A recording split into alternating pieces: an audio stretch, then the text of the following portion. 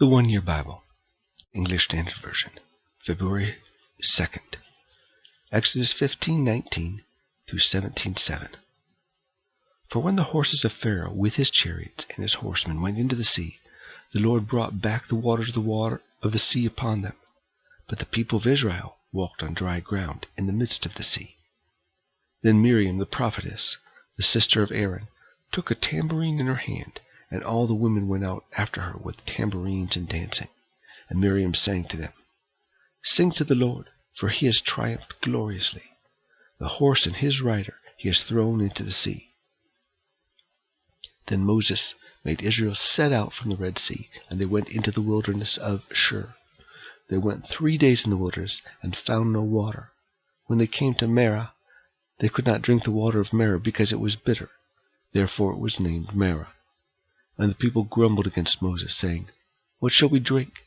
And he cried to the Lord, and the Lord showed him a log. He threw it into the water, and the water became sweet. There the Lord made for them a statute and a rule, and there he tested them, saying, "If you will diligently listen to the voice of the Lord your God, and do that which is right in his eyes, and give ear to his commandments, and keep all his statutes, I will put none of the diseases on you that I put on the Egyptians, for I am the Lord your healer." And they came to Elim, where there were 12 springs of water, and 70 palm trees, and they encamped there by the water. They set out from him, and all the congregation of the people of Israel came to the wilderness of Sin, which is between Elim and Sinai, on the 15th day of the second month after they had departed from the land of Egypt. And the whole congregation of the people of Israel grumbled against Moses and Aaron in the wilderness. And the people of Israel said to them, "Would that we had died by the hand of the Lord in the land of Egypt, when we sat by the meat pots and ate bread to the full. For you have brought us out into the wilderness to kill this whole assembly with hunger." Then the Lord said to Moses, "Behold, I am about to rain bread from heaven for you, and the people shall go out and gather a day's portion every day, that I may test them, whether they will walk in my law or not. On the 6th day, when they prepare what they bring in, it will be twice as much as they gather daily." So Moses and Aaron said to all the people of Israel, "At evening you shall know that it was the Lord who brought you out of the land of Egypt. And in the morning you shall see the glory of the Lord, because he has heard your grumbling against the Lord. For what are we, that you grumble against us?" And Moses said, "When the Lord gives you in the evening meat to eat, in the morning bread to the full, because the Lord has heard your grumbling, that you grumble against him, what are we? Your grumbling is not against us, but against the Lord." Then Moses said to Aaron, "Say to the whole congregation of the people of Israel, Come near before the Lord, for he has heard your grumbling." And as soon as Aaron spoke to the whole congregation of the people of Israel, they looked toward the wilderness, and behold, the glory of the Lord appeared in the cloud. And the Lord said to Moses, "I have heard the grumbling of the people of Israel. Say to them, At twilight you shall eat meat, and in the morning you shall be filled with bread. Then you shall know that I am the Lord your God." In the evening quail came up, covered the camp. In the morning dew lay around the camp, and when the dew had gone up, there was on the face of the wilderness a fine flake-like thing, fine as frost on the ground. When the people of Israel saw it, they said to one another, "What is it?" For they did not know what it was. And Moses said to them, "It is the bread that the Lord has given you to eat. This is what the Lord has commanded. Gather of it, each one of you, as much as he can eat. You shall each take an omer, according to the number of the persons that each of you has in his tent." And the people of Israel did so. They gathered, some more, some less. But when they measured it with an omer, whoever gathered much had nothing left over, and whoever gathered little had no lack. Each of them gathered as much as he could eat.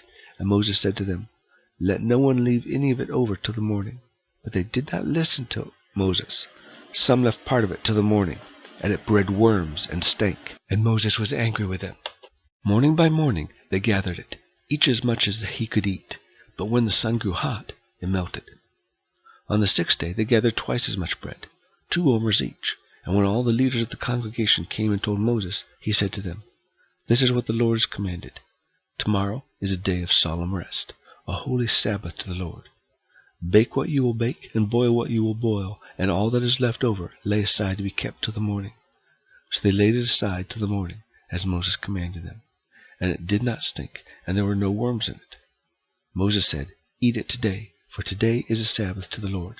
Today you will not find it in the field. 6 days you shall gather it, but on the 7th day, which is the Sabbath, there will be none. On the 7th day some of the people went out to gather, but they found none. And the Lord said to Moses, How long will you refuse to keep my commandments and my laws? See, the Lord has given you the Sabbath. Therefore on the 6th day he gives you bread for 2 days. Remain, each of you, in his place. Let no one go out of his place on the 7th day. So the people rested on the 7th day. Now the house of Israel called its name manna. It was like coriander seed, white, and the taste of it was like wafers made with honey. Moses said, This is what the Lord has commanded. Let an omer of it be kept throughout your generations, so that you may see the bread with which I fed you in the wilderness, when I brought you out of the land of Egypt. And Moses said to Aaron, Take a jar and put an omer of manna in it, and place it before the Lord to be kept throughout your generations. As the Lord commanded Moses, so Aaron placed it before the testimony to be kept. The people of Israel ate the manna 40 years, till they came to a habitable land. They ate the manna till they came to the border of the land of Canaan. An omer is a 10th part of an ephah. All the congregation of the people of Israel moved on from the wilderness of Sin by stages, according to the commandment of the Lord, and camped at Rephidim. But there was no water for the people to drink. Therefore the people quarreled with Moses and said, Give us water to drink. And Moses said to them, Why do you quarrel with me? Why do you test the Lord? But the people thirsted there for water, and the people grumbled against Moses and said, Why did you bring us up out of Egypt to kill us and our children and our livestock with thirst? So Moses cried to the Lord, What shall I do with this people? They are almost ready to stone me. And the Lord said to Moses, Pass on before the people, taking with you some of the elders of Israel, and take in your hand the staff with which you struck the Nile. And go, behold, I will stand before you there on the rock at Horeb, and you shall strike the rock, and water shall come out of it, and the people will drink. And Moses did so in the sight of the elders of Israel. And he called the name of the place Massah and Meribah, because of the quarreling of the people of Israel, and because they tested the Lord by saying, Is the Lord among us or not? Matthew 22, verses 1 through 33.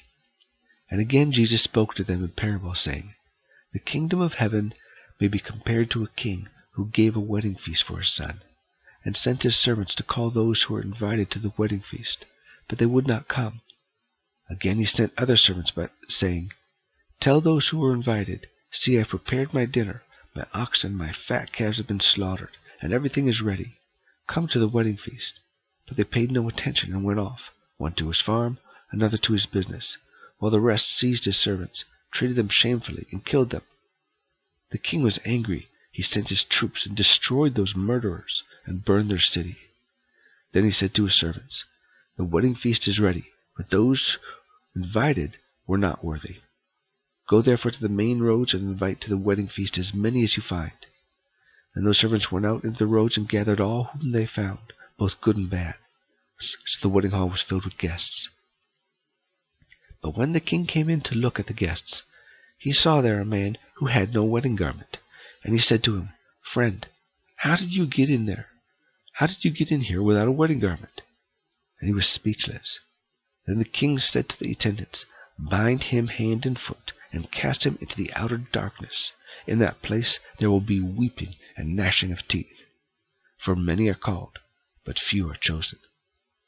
Then the Pharisees went and plotted how to entangle him in his words.